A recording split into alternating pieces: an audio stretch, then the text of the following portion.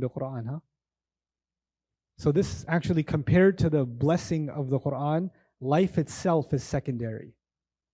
Our life is actually a secondary blessing, a secondary act of love and care from Allah compared to the Quran. And why? Because life is meaningless without the proper instruction manual, without purpose. Purpose is more important than life itself. Life is not accidental. The atheist argues life is accidental. We just happen to be. We don't believe that. We believe we came here for a purpose. And the purpose even takes priority over, and if we don't have purpose, then our life has no meaning. Which is why the atheist is comfortable saying life has no meaning. They're okay with that. We say life has meaning, and if we say that, then we mean purpose is more important than even life itself. And that's why Allam al-Quran comes before Khalaq al-Insan. But we have to understand that there's deeper connections here. The first word was Ar-Rahman. This is Khabar Than lil-Rahman. Ar-Rahmanu Khalaq al-Insan. Have you ever heard people say, I didn't ask to be created. I didn't ask to be brought here. Why am I stuck here?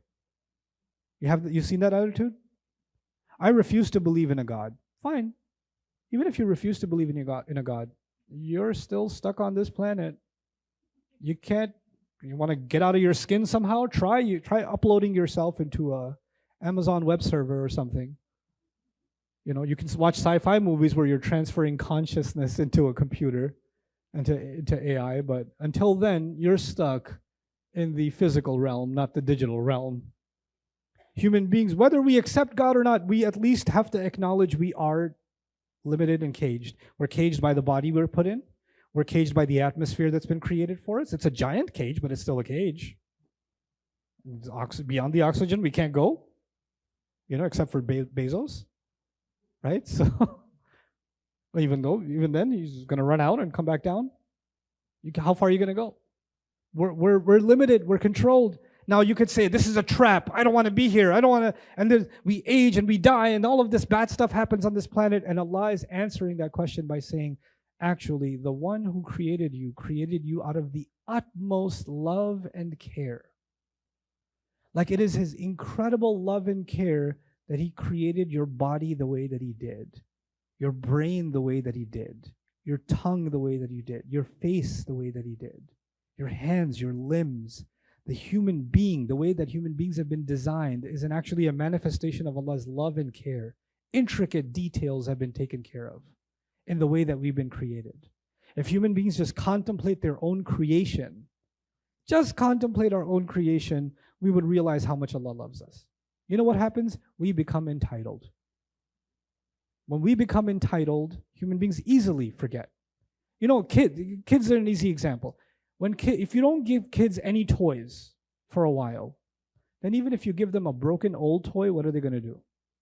Oh my God, this is the one wheel. If you give a kid gifts every day, guess what happens?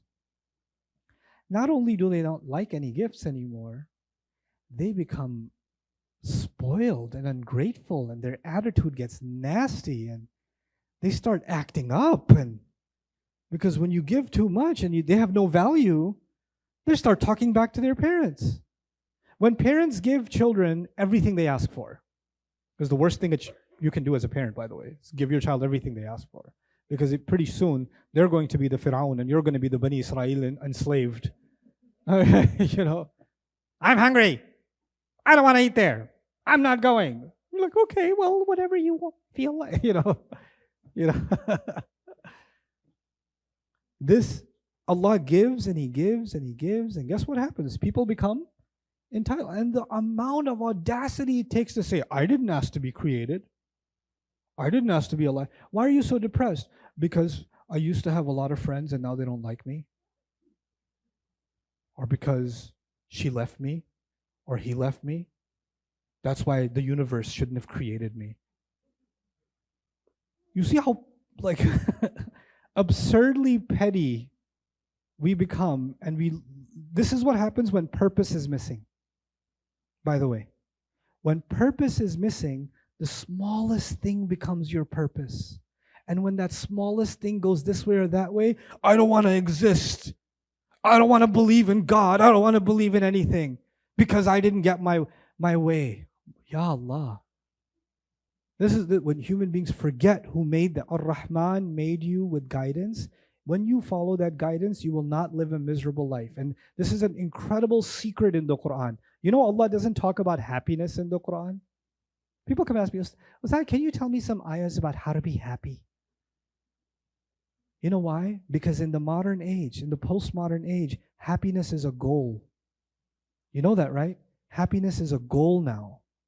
So how to be happy? Videos have very high views. Watch this and you will be happy. You know, how to find happiness in your life. Oh my God. And everybody's got some, Hadith Abu Jahl, TikTok, on finding the secret to happiness. What is the Quran? The Quran is not talking about happiness. What's the Quran talking about? Purpose. You know why? Because when you live a life of purpose, then you get some byproduct. And you know what the first byproduct of that is? Happiness. Happiness is not a goal, it is a byproduct. Actually. When people study the Quran, when they engage with the Quran, what are they engaging with? Purpose. And what does Allah say about this purpose? فَبِذَلِكَ فَلْيَفْرَحُوا. And because of that, they should be filled with joy. He mentions happiness when they are pursuing Allah's word, because now you have actual substance in your life. And by the way, the most miserable people you will find in this world are people who are running after happiness. The one thing they don't have is happiness. Like, why can't I just be happy? I feel like something's missing. Yeah. Something's definitely missing. When Allah gave us the Quran, He knew our emotions. He knew, my psychological tendencies, my weaknesses, my strengths. He knew all of that, and He took all of that into consideration and then gave me the Quran. He says, أَلَا يَعْلَمُ مَنْ خَلَقَ. Doesn't He know who He created? So the Quran is actually taking into consideration, you say, I feel like my mother doesn't understand me. I feel like nobody gets me. I feel like, okay, you know what? Nobody does get you. You know someone who does get you though? Is Allah. And after getting you, He taught you the Quran. Like after getting you. So when you study His word, you're learning from someone who gets you inside and out. He sees from deep within you to the outside. Parts of you that nobody else knows about, He knows about them. He knows them inside and out. And then He gave you this word. Because He knows exactly what you need to hear. What do we develop? This individualistic attitude? Yeah, I know it says it in the Quran, but I have a special situation. I have a different problem. Everybody wants to be different. You know what that is? You want Allah to give you revelation directly for you. Because what Allah gave isn't special enough for you. You're too special for the Quran. This is actually the attitude. Watch out. You don't say it, I'll say it for you. I'll say it for you. This attitude is just masking, very thinly masking one thing. I am too exceptional for the exceptional word of Allah. And that's why I don't come to Allah's book. That's why I don't come to it. I want Allah to answer my questions on my terms. Like Allah owes me an answer. You know where this comes from? This comes from, Siri and Alexa and Google and AI now. They're there to answer whose questions? Your questions. And what do we do with the Quran? Tell me what the Quran says about raising children. Tell me what the Quran says about women. Tell me what the Quran says about this. Tell me what the Quran says about that. Really? The Quran is your Google now. It's your ChatGPT. It's there to answer your question. Allah is the one asking the questions. فَبِأَيِّ آلَاءِ رَبِّكُمَا تُكَذِّبَانِ فَبِأَيِّ آلَاءِ رَبِّكُمَا تُكَذِّبَانِ. Who's asking the questions? It's Allah. He made you. He's giving you a sense of purpose by asking you pointed questions. And here you and I think, we're in a position to be the ones asking the questions. We're the ones that have, until our curiosities are met, until we are impressed, I'll hear the answer, then I'll decide how many stars to give the answer. Subhanallah. How far we've come. He says He created the human being, and He knows human beings can go very dark ways if they lose sight of guidance. And that's why He gave them the Quran. So now, on the one hand, he says, لَقَدْ خَلَقْنَا الْإِنسَانَ فِي أَحْسَنِ تَقْوِيمٍ. Human beings have amazing potential. They were created in the most beautiful form. And he says, لَقَدْ خَلَقْنَا الْإِنسَانَ فِي كَبَدٍ. Human beings were created in toil and labor and difficulty and stress and anxiety. All of that is inside the word kabad. Then he says, خُلِقَ الْإِنسَانُ ضَعِيفًا. He created the human being weak. Human beings were created weak. So he knows that we're weak. He knows we're stressed. He knows we're under a lot of pressure. Then he talks about men in particular. He says, زُيِّنَ لِلنَّاسِ حُبُّ الشَّهَوَاتِ مِنَ النِّسَاءِ وَالْبَنِينَ. Men were, what was beautified for men was their desire for women and children and piles of wealth, of gold and silver, and then branded horses or horsepower, right? And then cattle, which means investments that breed more wealth, because the cow gives you milk and then it gives you calves and then they give milk. Investments that compound on themselves, right? ROI, right? An'am. And then harth, return on investment, the bonus at the end of the year. That's al-harth. This is what was beautified for men. He knows all of that, and knowing all of that, he gave the Qur'an.